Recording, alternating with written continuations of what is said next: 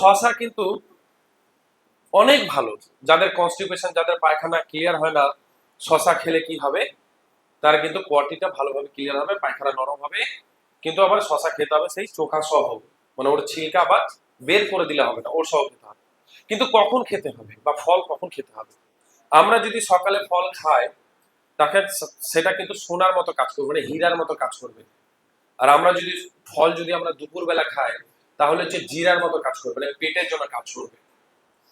আর যদি রাত্রে খাবার খাই, তাহলে পোকা যেমন থাকে না, যে আমাদের এই মশা কামড়াচ্ছে তো আমাদের শরীরের মধ্যে রোগ সৃষ্টি করছে, তো সেটা কিন্তু আমাদের শরীরের মধ্যে পোকা সৃষ্টি হয়ে যাবে, মানে আমাদের শরীরটা বিষে পরিণত হয়ে যাবে, পয়জন সৃষ্টি হয়ে যাবে। বুঝাচ্ছে কথাটা? তো ভালো করে বুঝবা যে ফল কখনো কিন্তু, মাথায় রাখবা, ফল কিন্তু কখনো সন্ধ্যায় কিন্তু খাবার খেতেই হয় না, মানে ফলকে খেতেই হয় না, কখনো না, কখনোই খেতে হয় না। সবাই কি করে, যখন বিয়ে বাড়ি যাবা বা কোথাও তো স্যালাড দেয়, তাই না? শশা যায়, এটা দেয়, ওটা দেয়। এটা কিন্তু আমাদের ডাইরেক্ট, আমি যদি বলি, আহ, আমাদেরকে বিসি খাওয়ানো হচ্ছে। কি খাওয়ানো হচ্ছে? বিষ খাওয়ানো হচ্ছে। স্যালাড দেওয়া মানে রাত্রে দেওয়া মানে বিষ, দুপুরবেলা দাও বেনিফিট, সকালে ওটা বেনিফিট। কিন্তু রাত্রে কিন্তু মারাত্মক ক্ষতি, মারাত্মক ক্ষতি, তা ভাবা যাবে না। বুঝা যাচ্ছে? ক্লিয়ার? যদি আমরা আপেল যদি সকালবেলা খাই, অনেক উপকার আছে। আপেল খেলে কি হবে, যাদের ফ্যাটি লিভার আছে, গ্রেড 1 হোক 2 হোক, অ্যাকচুয়ালি 1-1.5-2 মাসের মধ্যে ফ্যাটি লিভার নরমাল হয়ে যাবে, আপেলের আপেলের বলেই হয়ে যাবে। যাদের গলব্লাডারের পাথর আছে, এই আপেলের জুস খেলেই গলব্লাডারের যে পাথর আছে সেটা কিন্তু গলে যাবে। কিন্তু নিয়মটাকে জানতে হবে, কখন খাবো, কখন খাবো আর কখন খাবো না, এটা জানার বিষয় আছে। না, ওটা যদি আপনি বেশি বেনিফিট নিতে চান, তাহলে ওটা বাসি পেটে, মানে সরি, খালি পেটে খেতে হবে আপনাকে। হ্যাঁ, তো এই খালি পেটে খেলে, এবং এখন আরেকটা জিনিস আমি বলে দিই, ফল মানে আপেলকে এখন তো কেমিক্যাল দিচ্ছে, সে কেমিক্যাল বা যে কোনো সবজি, কৃষকরা, আমরা তো কৃষক পরিবার থেকেই আমরা আছি, যেভাবে করে কেমিক্যাল দেওয়া হয় আজকে ডেটে, ওটা থেকে আমরা বাঁচবো কি করে? 90-98% কেমিক্যাল বেরিয়ে যাবে কিভাবে? পিঙ্ক সল্টের মাধ্যমে। আমরা প্রত্যেকে সবজি বা ফল খাবো, বাড়িতে সবাইকে শিখাবে এবং চেষ্টা করবে। যদিও আমি 4 জনকে অলরেডি চিঠি আমি লিখেছি। একজন হচ্ছে রাঘব চাড্ডা, এমপি আছেন রাজ্যসভায়, পিঙ্ক সল্টের দাম এখন অনেক। প্রধানমন্ত্রীকে লিখেছি আমি, অপোজিশন লিডার রাহুল গান্ধী, ওনাকে লিখেছি আমি, আর হেলথ মিনিস্টার, এই 4 জনকে আমি লিখেছি। কারণ পিঙ্ক সল্টের দাম হচ্ছে প্রচুর, সবাই কিন্তু স্যার এফোর্ড করতেই পারছি না। কেউ 70 টাকা নিচ্ছে, কেউ 90 টাকা নিচ্ছে, কেউ 100 টাকা নিচ্ছে, কেউ 110 টাকা নিচ্ছে। তো এই অভিযোগগুলো প্রচুর পেশেন্ট যখন আমাকে করে, স্যার আমরা সাদা লবণের দাম হচ্ছে স্যার 10 টাকা, 15 টাকা, 20 টাকা, 25 টাকা, 30 টাকা, স্যার হয়তো আরো দাম হয়তো আছে, কিন্তু স্যার পিঙ্ক সল্টের কিন্তু স্যার অনেক দাম, বলে আমি চিঠিটা করেছি।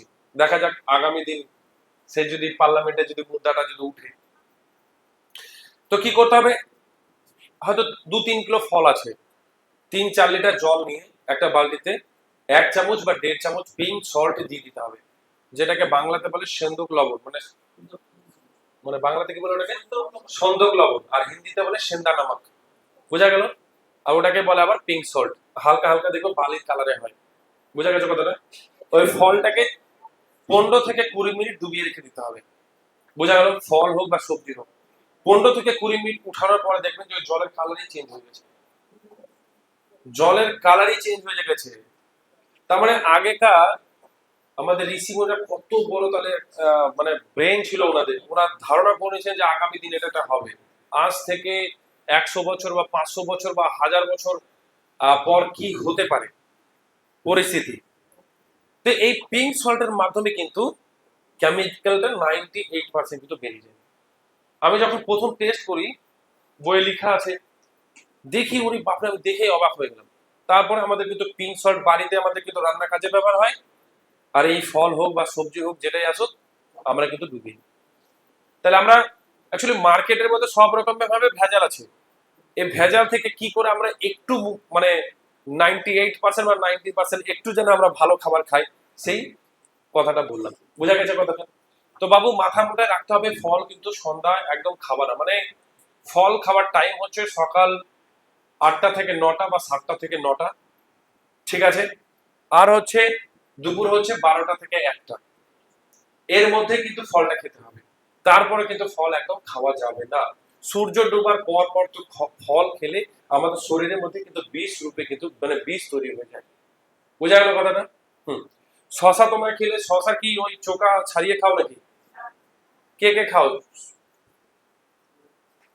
মানে চোকাটাকে মানে ছাড়িয়ে মানে মানে ওটাকে ছিলে দাও, অ্যাকচুয়ালি সেটা করবে না, কারণ ওই চোকার মধ্যে কিন্তু ফাইবার আছে, আর ফাইবার কি করবে, আমাদের যে গুড ব্যাকটেরিয়া আছে, বৃহদন্ত আছে আমাদের পেটের মধ্যে, ছোট করে বুঝাই তোমাদের জন্য, যে পেটের মধ্যে দেখেছো না, মানে মানে মাটিতে যে কেঁচো থাকে, কেঁচো থাকে, যে কেঁচোর মতো করে পেটের মধ্যে পেঁচানো পেঁচানো আছে, আছে, দেখেছো কিনা?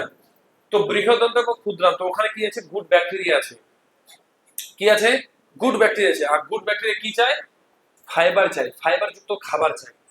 আর ফাইবার যুক্ত খাবার যখনই ও পাবে তখন কিন্তু গুড ব্যাকটেরিয়া ভাবে লাফাতে থাকে, বোঝায় কথাটা? আর দীর্ঘদিন যখন ফাইবার যুক্ত খাবার পাবে না তখন কিন্তু স্যার আলসার হয়ে যাবে, আলসার হয়ে যাবে, কি করবে গুড ব্যাকটেরিয়া, তখন ওই বৃহদন্তকে খেতে শুরু করবে, যখনই খেতে শুরু করবে জিভে হয়ে যাবে ঘা, বুঝাচ্ছে কথাটা? কি হয়ে যাবে? আর তোমরা উপর থেকে কি করবে, জিভের ওষুধ দিবে, ঠিক আছে? হবে না। ও বলছে বাবু এটা খারাপ আছে, বাবু এটা খারাপ নয়, এটা ঠিক হলে এটা অটোমেটিক ঠিক হয়ে যাবে, অটোমেটিক ঠিক হয়ে যাবে। তাহলে ফাইবার যুক্ত খাবার অবশ্যই খেতে হবে। আপেলের চোখা ছাড়াবো না, আপেলকে চোখা মানে যতগুলো ফল আছে, তারপরে আবার কমলা লেবুর আবার চোখা সহ খেয়ে দিন না। কারণ ওর কমলা লেবুকে ওটা সরি নেওয়ার পরে দেখবে যে ই টাইপের থাকে, তো ওটাকে ভালো করে চিবাবা, সুন্দর করে চিবাতে চিবাতে চিবাতে চিবাতে চিবাতে চিবাতে তারপরে তারপরে ফেলবা, ঠিক আছে? একদম ওটাকে পাউডার টাইপের করে দিবা, ঠিক আছে? তো ফাইবার যুক্ত খাবার কিন্তু আমাদেরকে খেতে হবে, আর ফাইবার যুক্ত খাবার আমাদের শরীরের মধ্যে খুব দরকার।